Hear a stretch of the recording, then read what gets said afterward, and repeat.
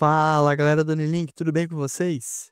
Darimboy aqui, médico de família, e hoje a gente vai trabalhar um pouquinho de novo de saúde coletiva. Então a gente vem trabalhando aí essas questões, acho que é importante para o crescimento, para o desenvolvimento, tanto do aluno que já está aí perto da prova de residência e está precisando relembrar alguns conceitos importantes, tanto para o aluno que está entrando, já que a saúde coletiva permeia todos esses meios, mesmo para o médico muito especialista, para o médico que trabalha aí, está recém-formado, entender os conceitos amplos de SUS, amplos de saúde coletiva, são importantes para entender o funcionamento do Sistema Único de Saúde, que é o sistema predominante no Brasil. Então, nossa ideia hoje aqui é trabalhar com os principais conceitos, e aí vamos junto, vamos trabalhar aqui essas questões e ver como é que a gente consegue desenvolver melhor os temas. Então, a primeira pergunta aqui, 2017, acesso direto, a maior parte das questões da educação primária sempre são em acesso direto, já que as residências que acabam puxando a saúde coletiva são de acesso direto. Então vamos lá. Caracteriza a atenção básica à saúde uma baixa. Então ele quer saber o que tem em quantidade baixa dentro da atenção primária. Complexidade? Não, a complexidade da atenção primária ela pode ser, pelo contrário, até muito alta, porque os casos podem ser complexos. Porque é muito fácil da gente dizer que esse baixo aqui é de baixa complexidade porque não precisou de uma tomografia. Mas ele não precisar de uma tomografia não quer dizer que ele é de baixa complexidade. Na verdade, ele, pode ser de altíssima complexidade, pode ser um paciente, de repente, que, tem uma questão que sofreu um abuso, ou que ele não tem coragem de fazer o tratamento, porque ele não pode se sentir fraco pelo contexto que ele está. Então, não necessariamente de baixa complexidade. Pelo contrário, muitas vezes os casos são de altíssima complexidade. Resolutividade, ao contrário, a atenção primária é a atenção mais resolutiva. 80% dos casos são resolvidos na atenção primária, então é o lugar mais resolutivo dentre os níveis de atenção. Mas tudo que cair no ambulatório terciário é resolvido. Nem sempre tudo. Muitas coisas vão ser colocadas como idiopáticas, mas mais importante, eles não resolvem a maior parte dos casos, já que a maior parte dos casos está retida na atenção primária. Acessibilidade, então não, a acessibilidade da atenção primária é a maior, já que é a porta de entrada preferencial, ou seja, é melhor você entrar no sistema de saúde pela unidade básica, pela atenção primária. Essa é a melhor forma de você acessar. Então a acessibilidade tem que ser altíssima dentro da atenção primária. Participação social. A participação social, ela basicamente existe no nível da atenção primária. Então é muito alto naquele local. Porque veja, as unidades básicas têm que ter o conselho local, né, e geralmente o conselho municipal discute o que os conselhos locais estão discutindo. A atenção secundária, ela vai ser discutida, assim, no conselho municipal, mas em muito menos monta e com muito menos detalhamento do que é discutido a unidade básica. Então a atenção primária é onde mais tem participação social, legalmente falando até. E aí por fim, bom, agora nada tá certo, né, eu tô criticando tudo que tô vendo pela frente. É porque realmente a complexidade é alta, a resolutividade é alta, a acessibilidade tem que ser alta, já que é primeiro acesso, é preferencial, né, e a participação social é grande. Agora a densidade tecnológica, essa sim é baixa, né. Você não vai ver um tomógrafo, um aparelho de ressonância, ou mesmo um aparelho de ultrassom, ou exames de sangue complexos, às vezes sequer tem alguns exames de sangue, dentro da atenção primária, mas porque ela consegue ser resolutiva, ela consegue fornecer o acesso ao paciente, ela consegue fazer com que esse paciente possa participar no contexto que ele está vivendo, e ela consegue ter, o atendimento de casos altamente complexos com baixa tecnologia dura. Aqui ele colocou densidade tecnológica, existem alguns tipos de tecnologia, né, a gente pode dizer que a tecnologia ela pode ser dura ou ela pode ser uma tecnologia, alguns chamam de mole, né, eh e aí, assim, se eu colocar como tecnologia, dura, essa é justamente a ideia das ferramentas. E as tecnologias, leves, as capacidades de vínculo, acolhimento, processos de gestão interpessoais. E tecnologia leve dentro da atenção primária, ele é riquíssimo, tá. Então, na verdade, sim, essa questão daria até para entrar com recurso, porque que tecnologia que ele está falando aqui, né. Mas óbvio, as outras com certeza não são. Então a única que dá para ser é densidade tecnológica dura. Muito que bem, então aqui você está até ampliando a questão, né. A Unilink costuma, não só ver os conceitos, como também ampliar alguns, para que você saia daqui melhor instruído.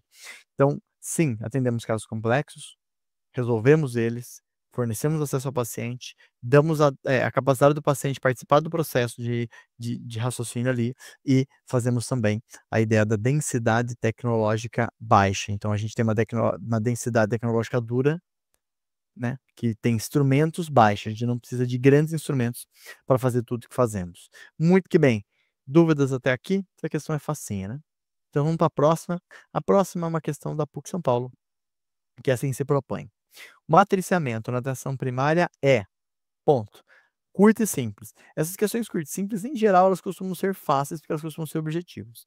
Vamos lá, da primeira para a última, né. Então, A, um modo de organizar a clínica ampliada? Ok, faz sentido.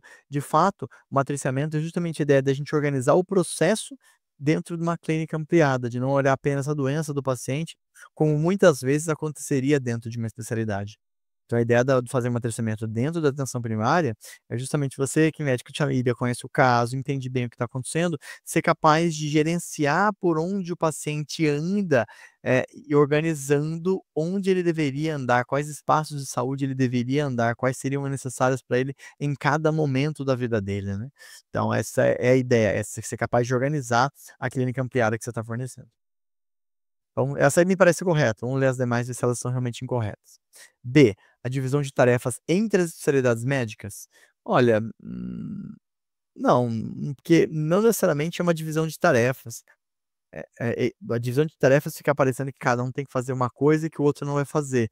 E não é essa a ideia. Isso a gente faz, a divisão de tarefas, a gente faz quando a gente vai ter um caso complexo que a gente quer trabalhar, né. Então, se a gente tem um projeto terapêutico singular, um PTS, esse a gente vai ter uma questão de divisão de tarefa.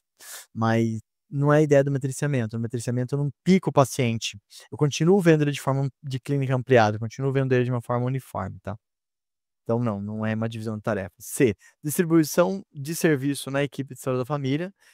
Primeiro é uma conexão que tem geralmente entre a atenção especializada e a de saúde da família. E não é uma distribuição, eu não estou fazendo matriciando porque eu estou jogando o paciente para lá, não. A ideia é eu conseguir entender algumas coisas, às vezes eu nem passo o caso, no sentido de eu nem, levo o paciente até lá, ou nem encaminho o paciente até lá. Às vezes eu só discuto o caso com o especialista e resolvo, isso é matriciar também. Matriciar pode ser encaminhar, pode ser pensar junto, pode ser consulta em conjunto, pode ser, realmente, fazer apenas eu atender, mas discutir o caso pontualmente. Então, não é uma distribuição de serviço, não é isso, entendeu? Isso acaba não sendo clínica ampliada, acaba sendo apenas um monte de medicina especializada. Letra D, a orientação recebida do NASF. A orientação recebida, do NASF, nem sempre precisa ser no formato de matriciamento. Lembrando que o NASF existiu em 2017, agora a gente tem o eMulti, né, equipe multidisciplinar, e a ideia é que nem sempre a gente vai estar trabalhando ali com matriciamento, às vezes eles fazem, na verdade, às vezes eles fazem parte da equipe. Então eu tô até fazendo o que diz a letra E, né, organizando essa clínica ampliada, mas não necessariamente o matriciamento é o que eu receber do NASF, né, não é necessariamente isso, isso não é a definição. É, obviamente que o NASF vai participar do processo de matriciamento também com a equipe. Então a letra A é a correta, um modo de organizar a clínica ampliada, já que eu não estou dividindo tarefas, eu não estou distribuindo esses pacientes, eu não pico o paciente. Eu mantenho a clínica ampliada, eu mantenho o olhar sobre o paciente como um todo. E aí, óbvio, se esse paciente precisa de apoio de uma especialidade, eu posso discutir o caso, encaminhar o caso, mas sempre o caso eu estou sendo mais responsável por olhar. Essa equipe de saúde da família está sendo capaz de olhar de forma ampliada esse paciente. Então a letra A aqui é a mais correta, perfeito? Então, aqui não era uma questão difícil aqui. Muito que bem. Vamos para a próxima, HSJC, Hospital São José dos Campos, São Paulo, 2017, 2019, acesso direto. Então assim a questão se propõe. A atenção básica caracteriza-se por um conjunto de ações de saúde no âmbito individual e coletivo, que abrangem a promoção e a proteção à saúde, a prevenção de agravos, o diagnóstico e o tratamento, além da reabilitação e a manutenção da saúde. Isso segundo a portaria do Ministério da Saúde 648. Muito que bem. São ações, e aí ele quer saber, quais são as ações de saúde desenvolvidas na atenção básica? Uma delas não é certo. Então fique atento a esse certo, senão você lê a primeira, a segunda, já acha que é e vai embora e já errou. Então, exceto, está procurando a que está errada. Então você está se esforçando não para achar, a questão certa, a maior parte delas vai estar certa, você está procurando a que deve ter coisa errada no meio. Então vamos lá. Realizar o primeiro atendimento às urgências odontológicas, isso pode ser feito na atenção primária, não estaria incorreto. Então sim, A atenção primária, ela pode realizar o primeiro atendimento de emergências odontológicas e médicas e de enfermagem. Então ela pode realizar o primeiro atendimento de praticamente tudo, já que ela é a porta de acesso preferencial. Ela é a única porta de acesso? Não. Atenção primária, unidade básica, estratégia de saúde da família, é a preferencial, né. Temos também o CAPS, como porta de acesso, e temos o pronto-socorro. Mas o pronto-socorro e o CAPS não são portas preferenciais. Qual que é a porta preferencial? Aquele da atenção primária. Então, atenção primária, comunidade básica, estratégia de saúde da família. Perfeito? Então, sim, a gente realiza o primeiro atendimento às urgências odontológicas. Tudo correto. Letra B. Desenvolver ações intersetoriais integrando projetos sociais voltados para a promoção de saúde. Perfeito. Atenções intersetoriais, entre outros setores, que não, portanto, saúde. Então, a gente vai conversar com assistência social, ir lá discutir um caso, levar um caso de um paciente que precise de um apoio financeiro mais do que médico, muitas vezes. Educação, levar, por exemplo, um caso de por exemplo, naquele bairro está tendo muita violência doméstica, discutir violência doméstica com as crianças, ou gravidez na adolescência, discutir métodos de prevenção, ou de repente aquele território está tendo muita violência, discutir, ações de não violência, ou, de repente, aquele bairro está tendo algum problema com intoxicação, então a gente, de repente, entrar em contato com a Secretaria de Meio Ambiente para discutir se tem alguma indústria local que pode estar causando algum dano. Então tudo isso é sim, é visto em ação intersetorial, é feito pela atenção primária, integrando projetos sociais voltados para a promoção de saúde. Então, não é porque existe uma vigilância sanitária que a atenção básica não é quem está vendo os casos de diarreia chegando e começando a ter dúvida. Pô, todo mundo que mora ao redor de tal local está tendo tal caso. Você pode levar para a Secretaria de Saúde? Pode, mas também pode às vezes entrar em contato com alguém já, às vezes pulando um pouco, mas, pra adiantar e pensar: "Pô, será que pode ser o rio?" O cara fala: "Não, pô, nesse rio aí não tem nada no caminho, as nascentes são aqui perto e não tem nada que faça sentido intoxicação, não deve ser isso". Então você já consegue ir pensando melhor nos seus casos. Então sim, a atenção primária pode desenvolver ações intersetoriais, as mais comuns acabam sendo nas escolas, na assistência social, mas outras secretarias também podem ser envolvidas. Letra C. Realizar o cuidado em saúde da população da área de abrangência da unidade, ok, isso aí é o que a gente faz, territorializado, né, efetivando a prática do cuidado familiar. Perfeito, é isso, até maior parte dos lugares, o prontuário, ele é familiar, ou seja, o prontuário ele não é da pessoa, ele é da família. Então aqui tá perfeito, a C é isso, vai realizar o cuidado em saúde da população da área de abrangência da unidade, efetivando a prática do cuidado familiar. Bom, alguma vai ter que ter errada aí, né, vamos lá. D, realizar escuta qualificada das necessidades dos usuários internos da unidade hospitalar, promovendo ações curativas e participando das prevenções das infecções hospitalares. É muito pra gente daí, né. Realizar escuta qualificada das necessidades dos usuários do território, que já é muita gente, daria certo. Internos da unidade hospitalar, isso fica pra atenção hospitalar. Né. É eles que vão fazer essa escuta qualificada. A gente pode muitas vezes olhar os dados de forma quantificada, né, quantitativo, e ver se a gente está internando muito por doenças sensíveis à atenção primária, isso a gente pode melhorar. E promover ações curativas no hospital? Não, pô, isso quem faz é o médico do hospital, clínica médica, não medicina de família. Participando das prevenções da prevenção de infecções hospitalares. Não, a gente participa de ou série de prevenções, mas infecção hospitalar, isso não é com a gente. Vai acabar ficando responsável pelo setor hospitalar também. Então, isso aí não é a gente. Atenção aí secundária à saúde, atenção hospitalar. Tá bom? Então, letra D é a exceto, é a que não está correta, que não abrange o que nós fazemos. A gente já faz o primeiro atendimento de urgências odontológicas e médicas, a gente desenvolve ações intersetoriais e a gente realiza o cuidado da população dentro da área de emergência, efetivando aí uma prática de cuidado familiar. Tudo isso a gente faz. Inclusive, dá para dar nome para essas coisas, né? Primeiro acesso, que seria, né, o que características da atenção primária. Atenção de primeiro acesso, orientação comunitária, orientação familiar. Então, existem aí coisas que a gente pode colocar dentro de um desses. Agora, D não cabe a gente, muito não. Isso é correto? Então, muito que bem. Então, a letra D é a exceto, é a incorreta. Então, vamos para a próxima aqui, questão 4. A questão 4 ela vai discutir um pouco, sobre o trabalho ali sobre o tabagismo, que é uma coisa importante, tá. Então, vamos lá. Isso é a questão da ABC 2018, acesso direto.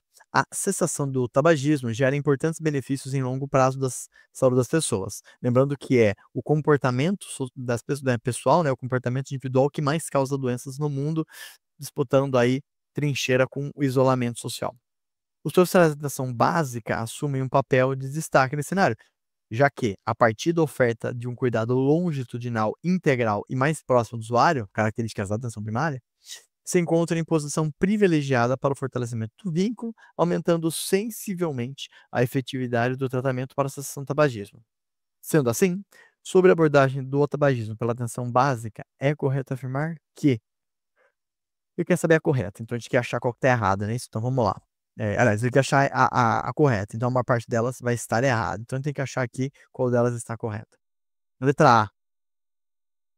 A entrevista motivacional é uma forma de entrevista clínica cujo objetivo é trabalhar e aumentar a motivação do usuário para a mudança de comportamento. Geralmente, refere às mudanças de hábitos de vida e adesão a tratamentos.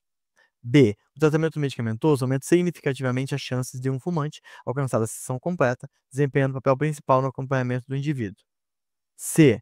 A nortriptilina é a medicação de primeira escolha do tratamento de cessação tabagismo. D. A abordagem básica é resumida com um mnemônico PAAPA: perguntar e avaliar, aconselhar, preparar e acompanhar, sendo definida como contato profissional-usuário entre 10 a 20 minutos de cada encontro. Então, aqui ele vai dar algumas opções, a gente tem que escolher qual das opções é a mais razoável, né. Então vamos lá, vamos ver se a gente consegue aí pensar em uma opção melhor. Bom, de cara, essa última aqui, ele vai citar o PAPA. Então é uma metodologia que é perguntar, aconselhar, avaliar, preparar e acompanhar. E aí, o que acontece aqui? Teoricamente, ele mesmo acaba pulando uma folha, né, porque é perguntar, aconselhar e depois avaliar, aí preparar e acompanhar. Então ele não colocou na ordem, correta, essa é a primeira crítica que eu tenho a essa questão. E do jeito que está proposto lá, cada estágio não dura de 10 a 20 não, porque parem para pensar, PAAPA, 5, certo? Não é isso? Se eu gastar de 10 a 20, a consulta vai durar de 50 a 1h40. Gente, atenção primária é de 15 a 20 minutos, eu não tenho todo esse tempo, infelizmente. Queria eu ter 1 hora de consulta, mas assim, não temos. Então a ideia aqui é que, na verdade é 3 minutos por letra, tá. Então eu vou perguntar, eu vou avaliar, eu vou aconselhar e depois vou preparar o paciente. Mas teoricamente são 3 minutos, podendo ser no máximo de 5, então aí tá com muito mais tempo. Então tanto as letras não estão teoricamente no mnemônico correto, tanto quanto o tempo também não está. Então letra D está incorreta. Letra C. Nortriptilina não é a medicação de primeira escolha. Quando a gente pensa em medicações de primeira escolha, a gente vai pensar, no próprio bupropiona, que seria talvez a grande ideia aí, e as próprias nicotinas, né. Então a gente tem nicotinas, aqui tem goma de mascar, a gente vai ter adesivo, a gente vai ter, pastilhas, então existem outras formas aí da gente conseguir aí que o paciente tenha uma consiga parar. Então, a gente em geral vai usar goma de mascar de nicotina ou adesivos de nicotina, enfim, dependendo do tipo de paciente, e a bupropiona, são escolhas de primeira escolha mais interessantes, né. Então, a triptilina não é uma. "Ah, mas pode ser uma de segunda escala?" Pode, mas aqui ele fala que é de primeira escolha, não é o caso. Letra B, o tratamento medicamentoso aumenta significativamente a chance de o fumante alcançar a cessação completa. Na verdade, não é, e ele fala: "Desempenhando o papel principal". Não, apesar de terem bons medicamentos, como chicletes, né, os medicamentos baseados em nicotina e a bupropiona, eles nem de longe são necessariamente o principal necessidade desse paciente. O mais importante é justamente uma boa entrevista motivacional, o paciente fazer acompanhamento de um grupo, ele tá motivado para mudar. Então a letra B está incorreta. Obviamente que o tratamento pode aumentar a chance do fumante alcançar a cessação, mas não é o papel principal, né. E eu nem posso dizer que ele vai aumentar significativamente como se fosse uma porcentagem tão mais alta do que outras questões, como grupos motivacionais, grupos de mútuo apoio, entrevistas motivacionais, né. Então isso muitas vezes acaba sendo mais importante. E aí sim, a letra A tá correta, né, sobrou ela, né. A entrevista motivacional é sim uma forma de entrevista clínica cujo objetivo é trabalhar e aumentar a motivação do usuário. Então você vai trabalhando ali a entrevista motivacional para conseguir ajudar o paciente, a justamente ficar motivado, se manter motivado, em conseguir fazer o a sucessão. Então ela tem como objetivo principal promover uma mudança comportamental, ela pode ser usada para tabagismo ou para outras mudanças comportamentais, como beber mais água, comer menos sódio, reduzir açúcares, melhorar a dieta. A gente parte de alguns princípios como aceitação, compaixão, colaboração e evocação. Tem um processo que é o engajamento, foco, a capacidade de montar um plano de tratamento, e as atitudes de cada um. O profissional tem que estar ali responsável por, colaborar, evocar o respeito e autonomia do indivíduo, e o profissional tem que ter a responsabilidade de mudança, né, ele não pode simplesmente não ter uma mudança, dessa parte, então isso é importante. A gente tem que ter, uma mudança bem vista ali pelo paciente. Muito que bem, então sim, e geralmente refere a mudanças de hábitos de vida e adesão ao tratamento. Então, letra A está corretíssima, perfeito? E aí, por fim, a gente vai agora trabalhar as 2 últimas questões. Essas aqui, elas teoricamente, uma delas pelo menos, ela já não está atualizada, apesar de ser 2020, tá? Então vamos lá. Constitui uma equipe multiprofissional interdisciplinar composta por categorias de profissionais de saúde, complementar às equipes que atuam na atenção básica. É formado por diferentes ocupações, profissões e especialidades da área de saúde, atuando de maneira integrada para dar suporte clínico, sanitário e pedagógico aos profissionais das equipes de saúde da família e da atenção básica. Essa atribuição da Política Nacional da Atenção Básica refere-se à equipe multi. Opa, mas aqui ele dá a letra A, equipe de saúde da família ribeirinha, que é uma equipe de saúde da família dentro de, geralmente, bases flutuantes. Letra B, centros de especialidades odontológicas, que não é atenção primária, na verdade seria mais uma atenção secundária da odonto. Núcleo ampliado de saúde da família e atenção básica, o NASF-AB, que não existe mais, foi substituído por EMULTI. D, equipe de consultório de rua, que funciona mais como uma atenção primária voltada a populações, de moradores de rua, que são importantíssimas, para populações que muitas vezes não têm um local fixo, então, se elas não têm endereço, como que a gente faz para alocar elas em um determinado local. E, equipe de saúde da família fluvial, que parece aí, mais aquelas itinerantes que a gente tem. Então aqui não teria uma correta, porque essa descrição que ele está se propondo seria mais uma ideia de, primeiro, eh Emult ou Multi, né, Emult 1, Emult 2, então seria Emult, que foi o substituto do campeado de saúde da família, né.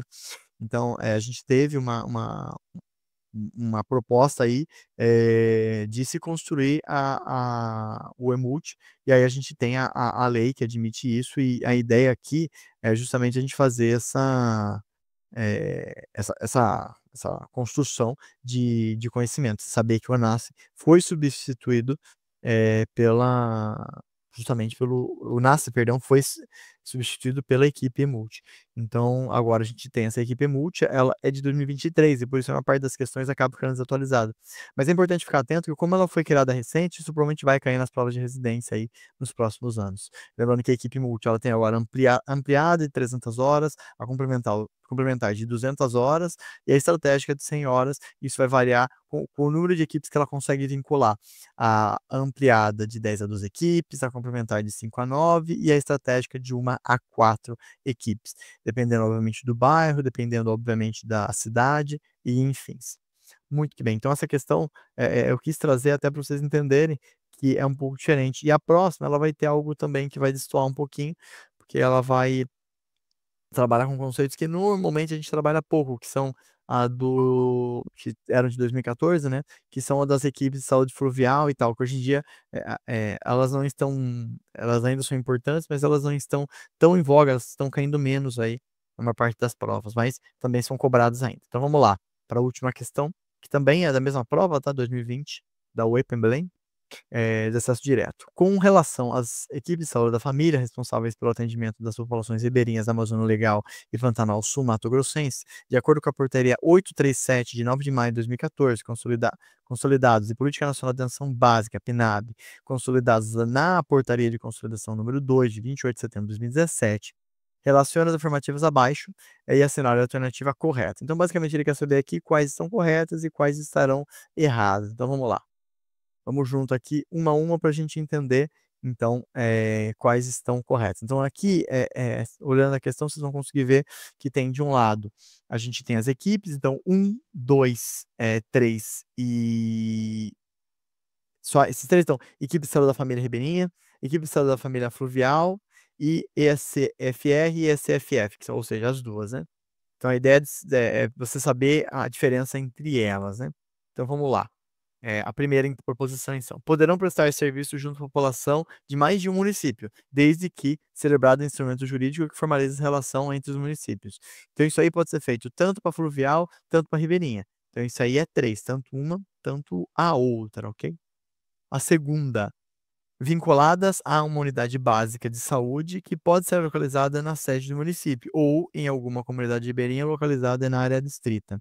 Isso não vai ocorrer, gente, para as equipes de saúde, de família fluvial, só para as de família ribeirinha, tá. A fluvial geralmente não tem esse vínculo, então por enquanto temos 3 e 1. Terceira: são equipes que desempenham suas funções em unidades básicas de saúde fluviais. Ah, pô, aí acabou já, né. Responsáveis por comunidades dispersas, ribeirinhas, vertentes e área distrita. Pô, então isso aí é só do fluvial. Então 3, 1, 2, já daria para responder, mas vamos terminar todas. 4, deverão seguir as políticas de Política Nacional de Atenção Básica, considerando a importância da territorialização, manutenção do vínculo, cuidado integral longitudinal. Bom, isso aí obviamente vai acabar entregar as 2, né, as 2 vão integrar esse conceito. E 5, equipes que desempenham a maior parte das suas funções em unidades básicas de saúde constituídas e ou localizadas nas comunidades pertencentes a áreas descritas e cujo acesso se dá por meio fluvial, e que pela grande dispersão territorial necessitam de embarcações para atender as comunidades dispersas no território. Então isso aí, quem fica mais fixo é justamente a equipe de saúde da família ribeirinha. Então 3, 2, perdão, 3, 1, 2, 3, 1. E a última: podem contar com os seguintes profissionais de saúde bucal, dependendo da modalidade de equipe, seja um dentista generalista ou de saúde da família e técnico de auxiliar. Ambas as equipes podem ter isso, tá? Então, ficou como 3, 1, 2, 3, 1, 3. Portanto, letra B, bravo. Que bem.